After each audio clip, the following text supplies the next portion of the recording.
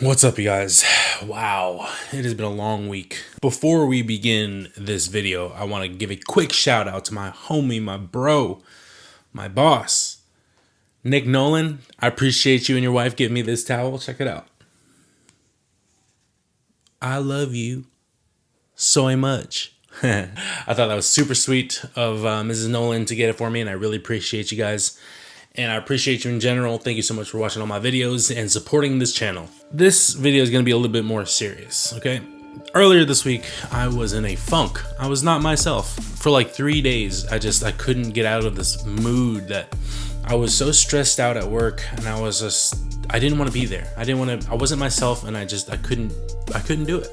I have demons just like you, just like the next guy, just like the next woman beside you. I was facing my demons the rough way, and they surfaced, and people at the restaurant saw a side of me that I'm not happy about, that I'm not proud to have, but at the same time, I'm only human. We're all human, and it's natural that it's most likely going to be happening again.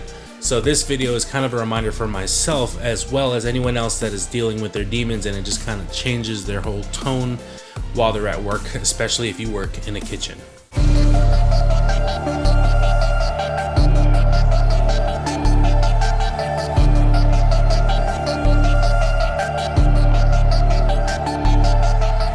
So whether it be drugs, alcohol, cigarettes, money, gambling, etc., we all have our demons that surface. And it's a strict policy of my own to say, leave your problems outside of the door when you come in, but it gets the best of you, and I understand that. And it got the best of me this week. So I just lost my mind. I just kind of took on all of the stress that I bottle up, and sometimes it just comes out, and all the weight on my shoulders just feels like it's unbearable sometimes. I was acting like I didn't want to be at work. I was very short with people. My face was all pissy, and I was all mad, and it's not a fun time to be around me when I'm in that mood. Most of the times it's just a lot of accomplishments that I haven't hit yet. And you know what, that's fine. It's hard to tell myself this because, you know, I work so hard and I'm so passionate about what I do, but at the same time, I let it eat me when there are goals that I'm not meeting yet. Luckily, I have amazing bosses and managers that were there to listen to me and to help me. If it wasn't for them, I probably wouldn't be working at the restaurant anymore, to be honest. They pretty much told me to step your game up or get the fuck out. Not really, but they didn't give me these tips, which I want to talk about today. Number one, realize what the problem is and talk to someone about it. Also, realize that you're not crazy, you're not alone, and you control the situation. Figuring out what's wrong is kind of the easy part. Figuring out what you're going to do to fix that problem is going to be the harder part, obviously, especially if you're in a position of no power and you're not able to bump up your own pay or give yourself a whole week off knowing that you have bills coming up. When you're in this mood, you're kind of you against the world feeling. And it's like your back's up against the wall and no one has your back and you're kind of stuck, and it's like, what can you do to get out of the situation? Figure out a way you can make it better for yourself. Number two, try to get rid of distractions. Sometimes social media will get me depressed because sometimes I'll be on there and I'm seeing all these cool things that my friends are doing, all these cool places that they're visiting, all these cool things that they're buying, and I'm just like, man, I wish. The way I see it is like, I'm working just as hard as they are. How come I don't have all these cool things and fancy things? However, it is just the way I look at it. Now, if I were to say, wow, they're doing cool things, I want that too, so let me work harder. That's the mentality I should be in. Instead, I just let it hit me and just kind of let it break me down, and that's not a healthy way to look at things. When I am in this mood, distractions, they hurt. And it's kind of like all this energy that I'm putting in, I should be putting it in towards my main focus, my main goal, and not these distractions. Now, with that being said, another way to get out of your funk is maybe to add distractions.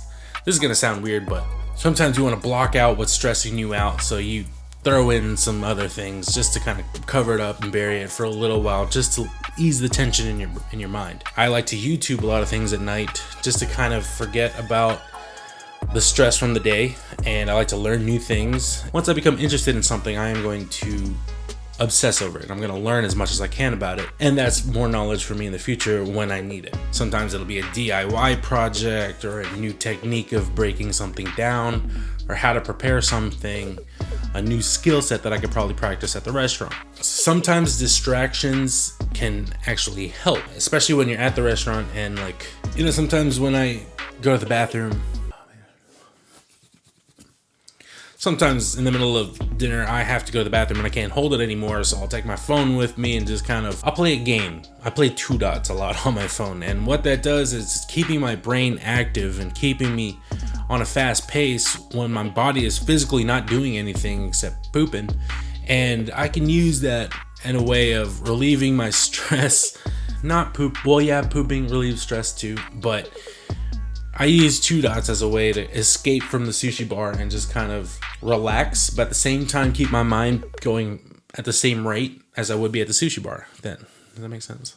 However, I try not to abuse this, especially if I go on Facebook or YouTube while I'm at work, because then I'm going to get captivated and I'm not going to want to go back to work. Next thing you know, you're taking a 45-minute breather break or 45-minute poop break. So it's important not to abuse distractions as a way to relieve your stress, to relieve that funk, to get that demon out of you. I love YouTube. The first thing I'm gonna do is go on YouTube and see what's new and see what pops up on my feed. And if you like DIY stuff, especially camera gear and lighting stuff right now, you should check out my other channel, Just Costa. The card will pop up there, or is it over here? I'm not sure. Is it there? I've never done this before. I think it's right there, or it could be right there. I don't know. Check it out. Subscribe. Number 4, help your team. Help your coworkers. Help your other your team members. Sometimes doing prep work in the kitchen can add up, especially when you're in this funk. It's like, I don't want to do anything. I'm just so sad and depressed. I just want to go outside and smoke cigarettes and play on my phone all night. Yeah, that used to be me at one point. However, not so much me now. I remember just this past Wednesday, even though I was in my funk mood, it was half off sushi night, and it was a busy night. Granted, I was in my funk mood. I still beasted service. I still was getting all my tickets out before everyone else was, and I was still the fastest roller that night. Every night. Because I'm the best. I'm not the best, but I'm getting there. You can use this anger, this energy in a positive way and help your team out with other prep. And if you're all good, then check another station to see if they need help. Check the servers, see if they need ice in their soda machine. There's always something that someone's gonna need help doing. When you help your team, they'll try to step out of their way to help you back. They will almost try to out help you, and that positive energy is just gonna bounce back and forth. The next thing you know, you're out of your funk by the time your shift is over. If you have a good team, sometimes you have a team that just doesn't care, and sometimes they're the demons that just kind of dumb people. If you have a great team, which if you have a great leader, you'll most likely have a great team. And when you're good at doing things, people tend to listen and watch. They want to see what you're doing, how you do it, so they're going to mimic that. They're going to express more gratitude towards you, especially when they see how like bummed out you are or how mad you are. They're like, hey man, like, killed service tonight, bro. Like, that was impressive stuff that I've seen tonight. Try to help your team out. They'll help you back in a way that you don't even understand until later on. Number 5, and this is my favorite thing, and this is probably the more important, take a break, take a breather. I have a team usually of 2 or 3 people at the sushi bar on busy nights, and when it slows down, I always tell my team, like, hey, if you want to go recharge, go ahead and recharge now while it's a little slow. I'll hold the bar down while you guys go. It's important to take a break, you guys. We're not robots, we're not machines, we're humans. We need to take breaks, mentally, physically, emotionally. Go for a walk. Chill out in the walk-in for like 5 minutes. Play on your phone, check your Twitters, check your Instagrams, check your Snapchats. And if it's still bad, if you're still in your funk, take a few days to slow down and just kind of decompress, assess the situation, make a judgment, make adjustments, and execute. In a kitchen, yeah, sometimes it's like you don't have enough hands to be able to take a break and stuff like that. So you kind of have to be quick about it. And especially when it comes to vacation times, I know who doesn't want a vacation, right? I haven't taken one since I moved back from Hawaii, which was in April, which is coming up soon. It's like 2 months. And I haven't taken a vacation. I had to leave town to go to a funeral once, but that's about it. It wasn't a vacation where I get to kind of just relax and do whatever I want, no agenda. But you guys, you got to try to find a way to schedule time for yourself. Self-healing is very important, and not only for your brain, but for your mind too. The bottom line, folks, it'll pass. It's not the end of the world. It is a rut.